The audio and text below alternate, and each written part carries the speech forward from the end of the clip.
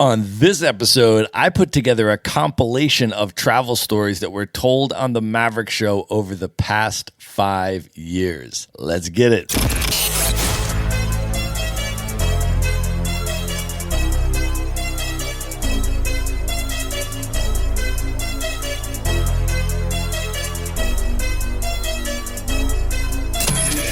This is the Maverick Show, where you'll meet today's most interesting location-independent entrepreneurs and world travelers, and learn the strategies and tactics they use to succeed. And now, here's your host, Matt Bowles. Hey everybody, it's Matt Bowles. Welcome to the Maverick Show. Since 2018, I have been interviewing today's most interesting world travelers every single week. And I just put together a special mixtape episode for you featuring short clips of travel stories from all over the world that were told by Maverick Show guests. Here it is. I flop down on the couch, like soaking wet. And I look at the nightstand. And there's a sugar canister full of condoms. And I look at each side of the bed, and there are satin ropes. And I sit up. And I start opening cabinets around this room, and I find a mini bar full of sex toys. I find various lotions and massage oils, and I find a karaoke machine. And I realize I'm in a sex hotel by myself in a typhoon. I flagged down a guy, had my big backpack and me and him on this motorbike, and we're driving along, and I'm like, oh my God, I'm going to cross a border by land 2 weeks after coming to Africa for the first time. And then all of a sudden we get off the bike. He says to me, okay, you can get off now. And I said, well, what do you mean? I want to go to Uganda. He was like, what do you mean? You are in Uganda. Welcome to Uganda. And I was like, excuse me? What about the border? Meanwhile, some police officers come up and are like, what's going on here? And now I'm freaking out because I just crossed a border illegally. I'm like, oh my God, I'm going to end up in an African jail. And like, of course you kind of want to chase after it. You're like, oh, I just saw a Komodo dragon, I want to chase it. And then they're like, if it bites you, you will die or you will lose a limb. Bad things will happen. And then my friends are in the background like, didn't you hear about the French guy who died like a month ago being eaten by a Komodo dragon? I'm like, is that true? And they're like, I don't know, but I feel like it is. And the three of us met in Lisbon, and we then went our separate ways between Lisbon and Moscow. So we had 17 days to get from Lisbon to Moscow, all by train. We met up again in Moscow, and we took the Trans-Siberian from Moscow to Beijing. Longest train ride in the world, 153 hours. We didn't get off. Most people get off somewhere along the way, right? To at least see something or do something.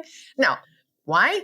Because we were on a clock. We needed to get from Lisbon to Saigon in 30 days, all by train. And that's 25,000 kilometers. So basically, we just had to keep going. I nearly got kidnapped in the Sinai, and I was standing in the middle of the desert next to a barricade of flaming tires. I was the only foreigner on that bus, so I knew if they came for anyone, it was gonna be me. I had $50 to my name tucked in my sock so that if they took my wallet, I didn't lose my money. And I'm standing there, and I'm not sure if I'm even gonna live to see the morning. And I'm standing there in the desert, and it's the dead of night. There's not much to see in any direction. And I swear to God, out of sheer boredom, I just looked up and I saw the Milky Way for the first time. I mean, the night sky in the Sinai is one of those things where you go, holy shit, this is why people invented gods. I didn't tell anyone I was going. I had so many butterflies. I was so nervous and scared about going because in my head, I had this irrational fear that I was going to land at the airport. Everyone was going to look at me, point at me and say, oh, she's a fraud. She's not one of us. She's not really Vietnamese. I had this crazy fear of that. And the most beautiful thing happened. I landed, I went through immigration. I came outside to the taxi line and I was trying to figure out what I should do. I'd never hailed a cab in Vietnamese before, but I ended up doing it, getting into the car. And when the driver sits down in his front seat, he looks at me in the rearview mirror and he goes, welcome back home, sister. It's so good to have you back home. And in that moment, I swear I saw my whole life flash before my eyes, and I felt for the first time, I'm Vietnamese. He called me sister. He said, welcome back home. When everybody leaves, the people that were serving the food and the guard leaves, he says, give me a boost above the door. And I give him a boost above the door. And where there was an air conditioning system, an internal air conditioning system, it had been removed. So they use it as an intercom system for the whole prison. So as I'm giving this guy a boost, and understand, Matt, that he has his hands behind his back while I'm doing this because he's handcuffed. So he shouts into this vent. He says, there's a new prisoner. His name is Zain Muhammad Bakr al-Amin, and he is Shia. And you hear this, and I'm like, I have no idea what's going on. I'm like, they're either angry or very happy. I don't know.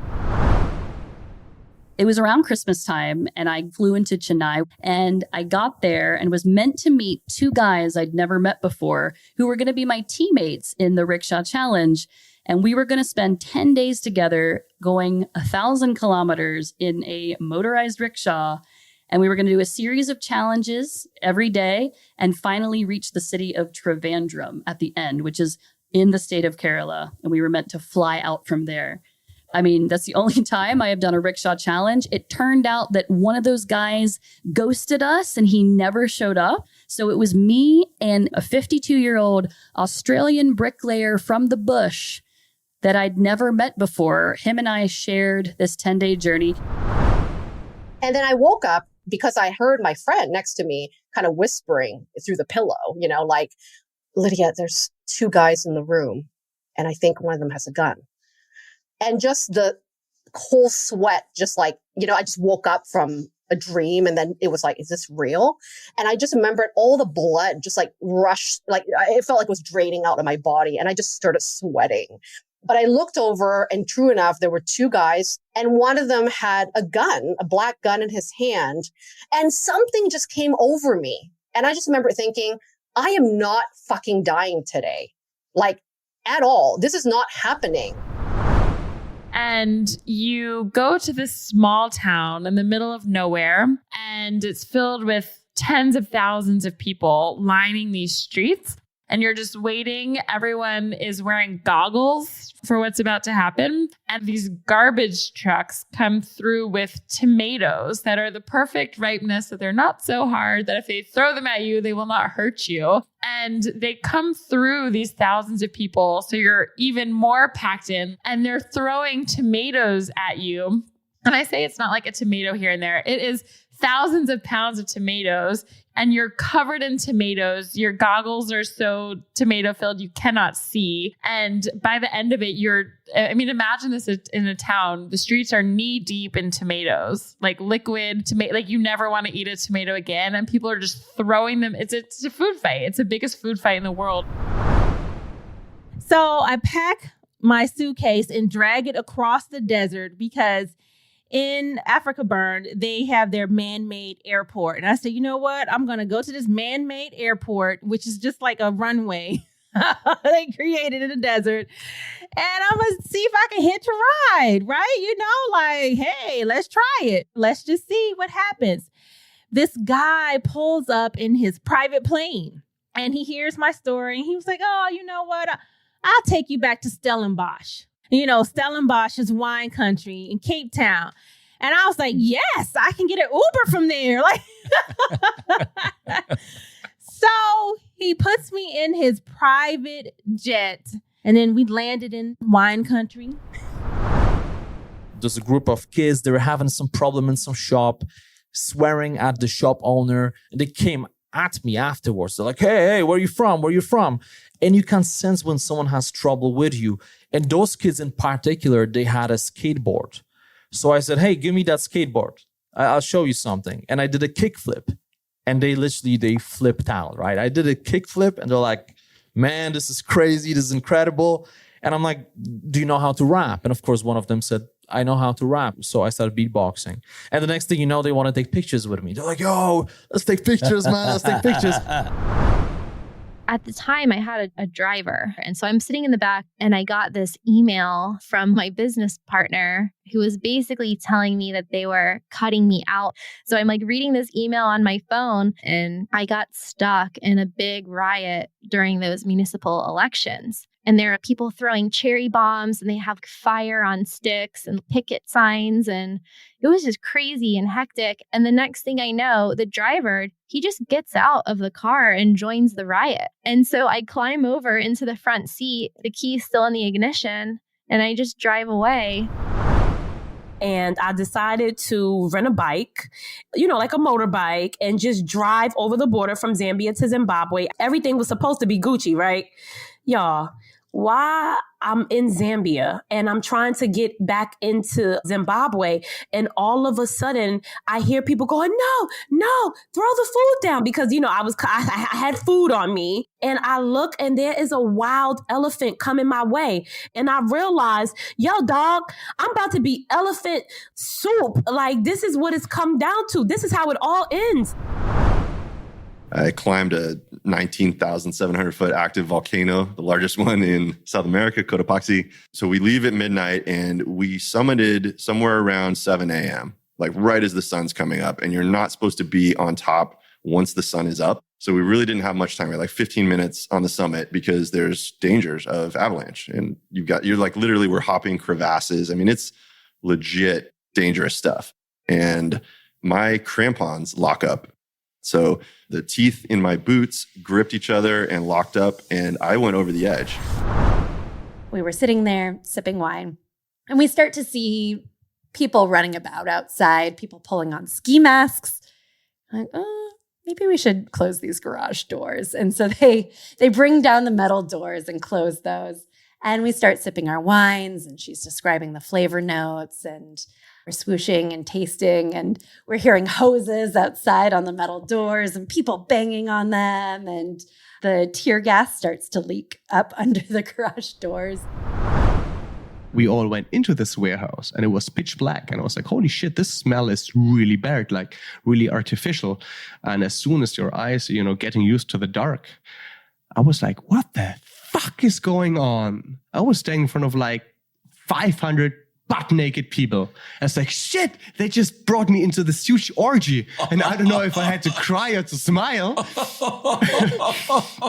And then like the smell, it was really bad. And I was like, holy shit, what are those guys doing, But literally everybody was butt naked and they got body painted. So they're going to celebrate the summer, and they were like riding a bike naked through Seattle, body painted. And I was like, fuck yeah, I'm in. So I got body painted as the Incredible Hulk. So I was standing butt naked in that warehouse in Seattle. So this one girl showed up. She was like, excuse me, do you want me to paint your balls?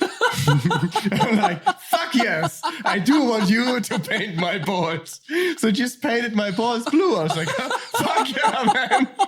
It's all about living life to the fullest. Yeah, so basically I rode a bike naked through Seattle with amongst 800 other people. And the caimans are the most aggressive version of a crocodile. But in this part of the Amazonas, they can grow up to like 6-7 meters.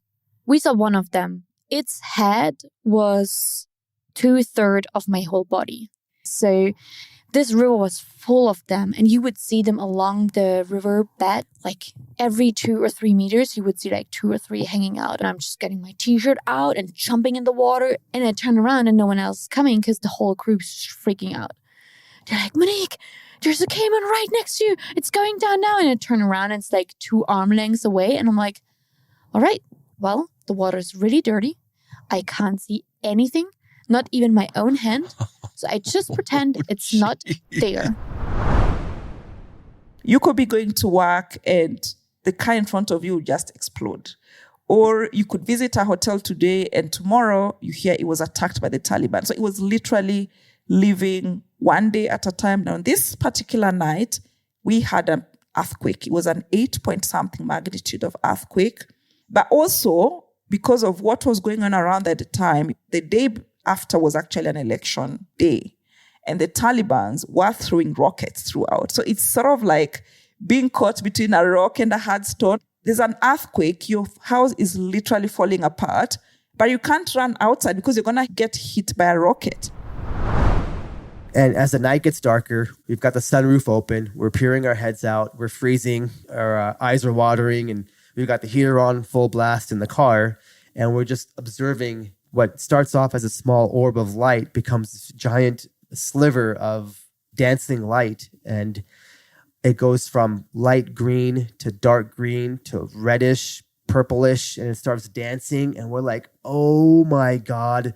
This is the most surreal, most epic thing I have ever seen. We got emotional. We're like, oh my God, the heavens are opening up. And, those of us who aren't spiritual all of a sudden became spiritual because you're like, dude, God is talking to us right now. Because it's almost like it was just a show for us. And then I look down the platform and I can see like this team of 10 people running down the platform, like these Chinese train guards and a doctor, I assume, like with a wheelchair for me, like just racing down. And the rest of them are kind of like staring at us like on the platform. And Chris just whispers in my ear, I'm going to count to 3 and you're just going to run. We just need to run away from this. So he counts to 3 and we just run. And Chris has all the bags, like these 2 massive backpacks. And we run with like this wheelchair brigade chasing after us, and we managed to outrun them and hide in a stairwell. So when I arrived, I asked if I could take a shower, and they said yes. And then I was like, is there hot water? And the host, the owner of the house, he asked me, do you need hot water? And then it was the first time someone asked me that. It was like, inside my mind, I was like, how do I answer this question? Do I need hot water? Is this a need? So I told him, well, if it's possible, yes. It was cold. And then he said, for how many minutes do you need hot water? And again, nobody ever asked me how many minutes I need hot water. Like nobody calculate my showering time. So I didn't know again what to answer. So I came up with like, I think 3 or 4 minutes. Is that okay? And he said, up to 5 is okay. So initially I was a bit shocked. I was like, this guy is controlling my showering time. That's weird. But then I understood because the first day I had hot water, the second day there was no hot water anymore. It was not available. So this was something that they don't have. So it was winter time, high in the mountains, and they don't use hot water. And he said to my wife, these guys are not cops. They were dressed like they were cops, but they were not cops. And so he just kind of let the car in front of him go a little bit further ahead. He started to inch the car up. And he said, okay, when I say duck, you guys duck. So he starts to back the car up and then he starts backing into the street. And the guys see him. And he's whipping the car out in reverse. And the guy comes out and he sees them. He goes, stop, stop. And he just stepped on the gas in reverse, swerving the car from one side of the road to the other. My wife and daughter and the other lady laying down in the car. And they just opened fire on us, like with AK-47s. And when their head passed my head, and I followed their head, I saw the eye. I just turned my head around. I looked their body past me. The body kept going, kept going, kept going. And I thought, oh shit, the tail is going to come hit me from behind because the tail is 5 meters wide. And as soon as I realized, I turned around, the tail is already right next to me, but the whale just did this very gentle lift of the tail and then put the tail back down over my head, as if they knew exactly, you are a little vulnerable being right next to me. I'm not going to hurt you or kill you. I'm just going to lift my tail over your head.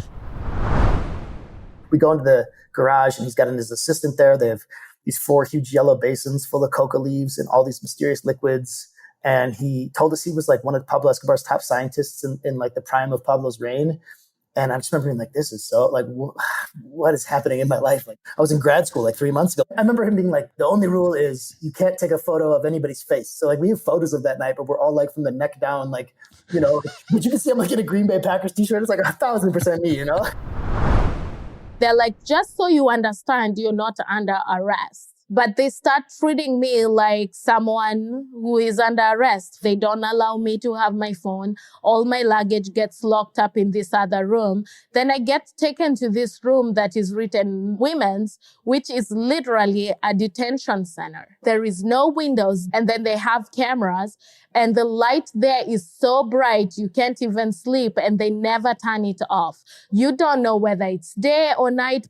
And I remember they had 2 mattresses on the floor, and I'm looking at those mattresses. I'm like, I bet you there's bags on those mattresses. They were so dirty. And I'm like, they put people here until they completely go crazy. They were a Syrian couple. They were driving from Khartoum to Damascus. They were in their 60s, I think. And as we're driving to the pyramids, they're just in guffaws of laughter at me. In between, they're asking me my life story and everything. And then they say, like, do you want any tea? Maybe, but how do you have any tea in this car? And then I look down, and in between the passenger and driver seat, they have a full ceramic tea set with fresh mint tea, glass cups, everything, steaming hot tea. It's the kind of thing, this is what I love about like North Africa and the Middle East. Just, of course, they're just driving through the desert, drinking tea, picking up some rando on the side of the road and dropping him off at some pyramids. So we're trying to get out. And so we're going a little bit faster than usual. And then all of a sudden, this big, massive elephant goes in front of me. And so what you do is you kind of slowly back up, and you're supposed to keep calm and maybe even shut your car off. But then all of a sudden, there's one big one behind us. And I was like, oh my gosh, I felt like my heart was going to like fly out of my skin. Like, and you're trying to keep calm for your kids' sake. You're like, it's all good. They're not going to sit on the car or anything, are they? In Chiapas, when we arrived to the village, they put out this long table with delicious soup. And there was this elderly man the whole time carrying this bag. It was a little burlap bag.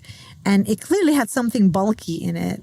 And I was like, what's in that bag? So the whole time I'm like looking at this guy, like, what's in the bag? And then finally, after we ate and everybody laughed and everything, he came up to us and he pulled out from this burlap bag that I've been so curious about, a big papaya. And he handed it to me and he was like, this is my gift to you. This is the papaya of my ancestors. And I thought, wow, I couldn't be more honored, because he didn't give me a placard. He didn't give me a golden star. He gave me his papaya, like a gift for eternity. The hotel guy goes like, hey man, I'm sorry, but on your room that you reserved or that you had in your itinerary, it's no longer available. But if you want to, we have kind of like a library upstairs, but then my granddad sleeps there. And I'm like, okay. And dude, it's middle of nowhere in the Himalayas. And then I opened the room, and dude, it was like out of a movie, a wall of Buddhist texts. And then I just remember meeting, I don't know, the guy had probably been in his late 80s or something, super cute Buddhist monk living up there. And then obviously, I mean, we couldn't communicate much because he had like very little English, but just waking up to the chanting of the Buddhist monk at 5 a.m. in the cold, looking out at the Himalayas. Initially, when you think that it might be a bad travel experience because you're not getting your comfortable room, it ended up being something that I could not even pay for. All right, if you enjoyed that compilation, feel free to go back and listen to the full episodes. I will link them all up in the show notes, and make sure you are subscribed to The Maverick Show so you don't miss any episodes moving forward. Also, if you enjoyed this episode, it would mean a lot to me if you could share it. Sometimes short compilations like this are a great way for new listeners to get a quick overview of the vibe of the show. So if you're a fan of the show, it would be amazing if you could help spread the word. And it would also help the show out a lot if you could leave an honest rating and review on Apple Podcasts, even if that's not the primary platform where you listen. Thank you in advance for that. And thank you for being a listener of The Maverick Show. I appreciate you. And good night, everybody. Be sure to visit the show notes page at themaverickshow.com for direct links to all the books, people, and resources mentioned in this episode. You'll find all that and much more at themaverickshow.com. Learn how Maverick Investor Group can help you buy cash flowing rental properties in the best U.S. real estate markets, regardless of where you live. Schedule a free phone consult today at themaverickshow.com/consult. Now you can buy rental properties with tenants and local property management in place, so you don't have to be a landlord or a rehabber. To get your questions answered and discuss how Maverick Investor Group can help you meet your real estate investing goals, schedule your free phone consult today at themaverickshow.com/consult. If you like podcasts, you will love audiobooks, and you can get your first one for free at themaverickshow.com/audiobook. Whether you want the latest best-selling novels or books on investing, business, or travel, try your first audiobook for free at themaverickshow.com/audiobook.